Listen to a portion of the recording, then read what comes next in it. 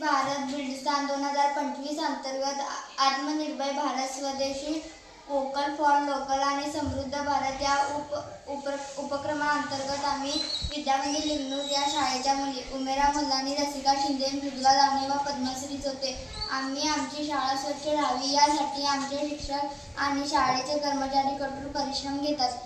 ते आम्हाला आमच्या वर्गखोल्या स्वच्छ ठेवण्यासाठी स्वतःहून कचरा उचलून आणि आमचा कचरा डब्यात टाकून देण्यास प्रोत्साहित करतात. आमच्या नियमित साफसफाईचे वार देखील ठरलेले असतात, जिथे आम्ही आमची शाळा सर्वजण मिळून स्वच्छ करतो.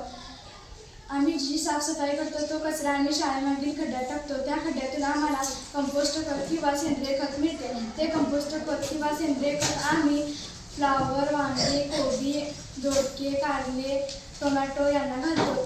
त्यातून आम्हाला सेंद्रिय फळभाज्या उत्पादन होते. आमची शाळा किती स्वच्छ आहे हे देखील मला आवडते. आमच्याकडे रंगीबेरंगी फुले आणि हिरवीगार झाडे असलेले एक बाग आहे.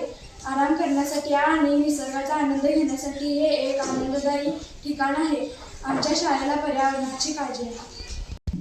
विकसित भारत बिल्डस्थान 2025 अंतर्गत आत्मनिर्भर भारत, स्वदेशी, वोकल फॉर लोकल आणि समृद्ध भारत या उपक्रमाअंतर्गत आम्ही विद्यामंदिर लिंगनूर कसबानूर या शाळेच्या मुली उमेरा मुलानी, रसिका शिंदे, मृदुला दावणे व पद्मश्री चोते आम्ही आमची शाळा स्वच्छ राहावी यासाठी आमचे शिक्षक आणि शाळेचे कर्मचारी कठोर परिश्रम घेतात.